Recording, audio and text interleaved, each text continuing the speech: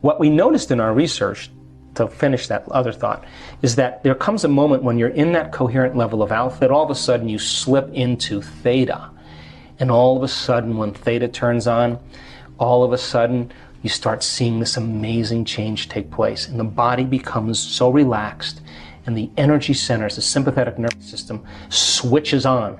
But instead of switching on like you're being chased by a tiger, or switching on like having an orgasm, or ejaculating, or switching on for whatever reason, it's switching on in balance with the parasympathetic nervous system. Yes. So the parasympathetic nervous system settles the body down, but now the sympathetic nervous system turns on, and here comes that energy, and whoosh, it travels right up the central nervous system, and when it hits the brainstem, switches on what's called the thalamic gate, the reticular activating system. All that energy now hits the train station, the docking station where all the neurons go, and boom, it hits the neocortex, and now you're producing gamma brainwave patterns, and gamma brainwaves are super conscious brainwave patterns. In other words, the inner world is the real world. The experience is so profound energetically that you never forget the moment. That's when you rewrite the program. That lady we showed having ecstasy and in a state of ecstasy in their meditation, she was in high gamma. Right. We were watching her, I was watching her go. We were going alpha, alpha, theta, theta, theta. We looked at each other and we were like, oh no, Jeffrey and I, and all of a sudden, boom, here it comes, gamma. Off the page. So then the moment that happens, then that's energy. Yeah. And the sympathetic nervous system now is in complete balance with the parasympathetic nervous system. The thalamic gate is open. The subconscious is out of the way. It's released. And the energy is now traveling to the thinking brain, and the person's becoming super aware. You just took the dimmer switch and went from 20 watts to 50 watts, which is normal, to 100 watts. Right. And we saw that in all the redness in the brain. Her brain was full of energy, and she was in a state of catharsis. She could control that, but why would she want to? Now she's having an orgasm in her head. Her brain is having the orgasm, and it's not chemical. It's electromagnetic. It's electromagnetic. Now, here's what happens. The moment that happens, melatonin has to change. Now it starts turning into all of these amazing neurotransmitters. Melatonin is transmuted in the alchemical factory of the pineal gland, and it makes a chemical that is one of the strongest antioxidants known to man. In other words, just a little tweak on the melatonin molecule, and now you have an anti-aging, anti-cancer, anti-heart disease, antimicrobial, anti-neurodegenerative disease chemical that's floating through your bloodstream. That's the first thing. HGH or something? What is it? No, it's an antioxidant. It's all those things. Oh, so wow. You just take a methyl group and twist it, and it turns out. Then if you take melatonin and you change it again, it creates a phospholuminescent chemical, the same chemical found in the electric eel. Now, what is that? The neurons are just filled with energy, and there's a glow. And the neurons now are heightened, and they're storing energy. And that's what gives those colors and patterns during the experience. And if you switch that molecule again, it turns into the chemical that you find in mammals that are hibernating. In other words, no sex drive, no appetite, the body's in stasis. You're no longer having any drives. And what a time to dream. What a time to create a future, when the body is no longer the mind. Take that chemical and tweak it again, and it's the most powerful hallucinogenic known to man. And now you're talking about the God molecule. You're talking about the inner world as the real world, and now you are walking into a dimension. And this is where you go from space-time into time-space. And that's the vision quest, or the lucid experience, or whatever mystical moment that has been talked about for antiquity. And it takes a little bit to get people to this point, but when the neurotransmitters change, the chemicals are a downward causation of a shift in consciousness. And when that happens, holy hell, because the person will never be the same. I've had experiences, I understand them, and you can't go back to business as usual after a few of those. I think, my interest is to demystify this. Right. So let's demystify it. I mean, information, you teach people information, you teach them how to do it, and then it creates transformation. If we can measure transformation, that's more information to teach transformation better, and we can close the gap. So, in one of our advanced workshops, we actually did extensive meditation. One of the things I've realized in my own personal experience is that you have to go past the point where you want to lay down in your meditation. There comes a point when you want to lay down or you want to give up or stop. If you go a little bit past that point and you sit up a little bit longer, and then you lay down, and you can do it early in the morning, because the neurotransmitters are just right. They're not quite melatonin, they're not quite serotonin, they're in between. And if you can get up and do your meditation early enough and sit up for an extended period of time and then lay down, the light show is going to begin. Yes. And so I started having these mystical experiences a couple years ago, and I would literally, they were so unusual that I had to go back to my quantum physics books and begin to look at what exactly was going on. But I wasn't taking any drugs. My brain was the pharmacy, in a sense. And I was having these Kundalini experiences, and it was like I was getting plugged into a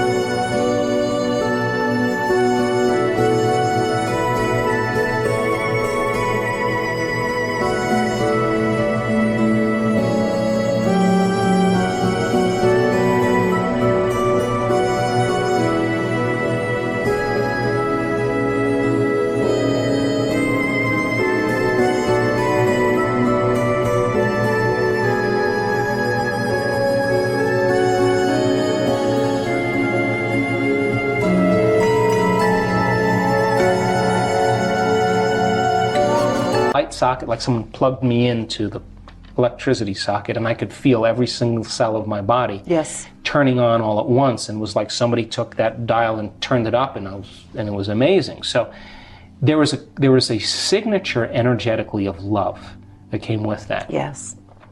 It was the thing that I became the most interested in, because when I started having these experiences, Regina, the first thing I realized is I got this all wrong. I really had it all wrong, because this intelligence is so incredibly loving, and it's who we are. We're just separate from it. We're particle instead of wave. And when your nervous system tunes into that and the electromagnetism comes with it, the only way you can describe it is that you are so present, so conscious, and so in love with the idea of being alive that you don't want anything else. You can't want in that moment, because if you started to want, you would lose the feeling. So you can't want. All you can do is be, right, and love. So I started having these experiences, and then I started thinking, well, maybe we should be able to teach this. So I started doing the research on the neuroendocrinology and what it took and the brain chemistry at the time. And then I had to start explaining what the heck was happening to me. So that's how I got involved in it. But I can tell you, in observing people who have healed themselves of very serious health conditions, who've healed themselves of some pretty difficult scars from the past, who've overcome addictions, who've created new opportunities and new jobs and new relationships and a new life had to cross that river. And that is when they're literally, from a biological standpoint, a new personality. And your personality creates your personal reality. That's it. And your personality is made of how you think, how you act, and how you feel. So the present personality who's sitting here today has created the present personal reality called their life. Which means then if you want to create a new personal reality, you got to change your personality. And that means you got to start thinking about what you've been thinking about and change it. Look at your unconscious habits and behaviors, what you say, what you do, and become conscious of it. And change them. And look at the emotions that have carried.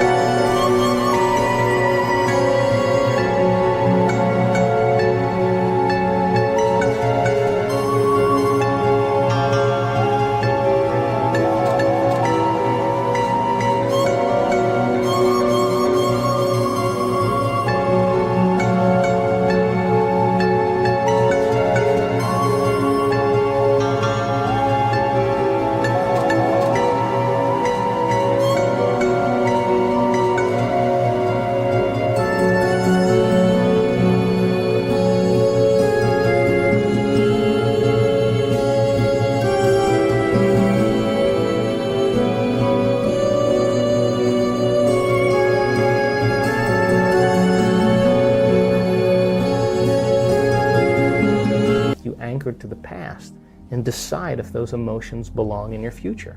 And I think the biggest problem is that most people try to create a new personal reality as the same personality, and it doesn't work. So then as we begin to demystify this, and the person starts to say, oh my God, the disease that I have is because it's connected to this personality. Is it possible that if I change my personality, just like a person with a multiple personality disorder, who has an allergy to nylon stockings in one personality and type 1 diabetes in another, is it possible then if I change my personality that the disease exists in the old personality and I'm literally someone else? Is it possible then from a biological standpoint that they're healed and changed? So to answer the question, it's difficult because we're breaking out of a biological mold. It's difficult because most people don't know that they have within their reach all the tools to do it, because they have, number 3, been conditioned on some level to believe that the new hairstyle or the new type of beer they're going to drink or the sports car or whatever it is going to change their state. And that's the hypnosis. And when I wrote The Placebo, You Are the Placebo, the biggest thing that I walked away with after writing that book was how hypnotized and programmed we really are. And that's bothered me ever since I wrote the book, because people watch things in their external environment and they accept, believe, and surrender to that information without any analysis, and they're programmed. And so when you and I start waking up and say no to those programs, and we start to think that we're maybe a little bit more unlimited than we're given credit for, and it's not driven for profits or self-interest, but when people start to wake up and say, hey, I healed myself of this condition, I healed myself of Parkinson's, I healed myself of lupus, I've healed myself of cancer, I've healed myself of rheumatoid arthritis, I've healed myself of chronic pain, I healed myself of food allergies. Hey, yeah, I was abused as a child, yeah, that's right, I was beat up by a violent father, and I lived in vulnerability and fear for the last 25 years, but that fear has signaled the wrong gene, and I developed this genetic condition that doctors said I had no way of healing. But when I overcame that fear and I broke out of it, I started to signal new genes in new ways, and that disease doesn't exist. Let me tell you, if you listen to that woman's story, and you listen to all the trials that she had gone through, and how she overcame herself, and she reached a place of such wholeness and self-satisfaction that she could care less if she had the disease, and that's the moment it went away, and you listen to that story, it's going to give you permission on some level that it's possible for you to do the same. You see someone dance the salsa well, you'll dance the salsa better. You see someone hit a golf ball like Rory, you'll hit a golf ball better. You see someone lead with love and compassion in their life, you will lead with love and compassion in your life. You see someone stand on a stage in front of 500 people and talk about how they overcame their cancer after their husband committed suicide, and the 3 years that it took her to do it, you will be inspired that it's possible for you. So then it has to start with a new consciousness, and that it's going to come from common people doing the uncommon, and that's where my passion is.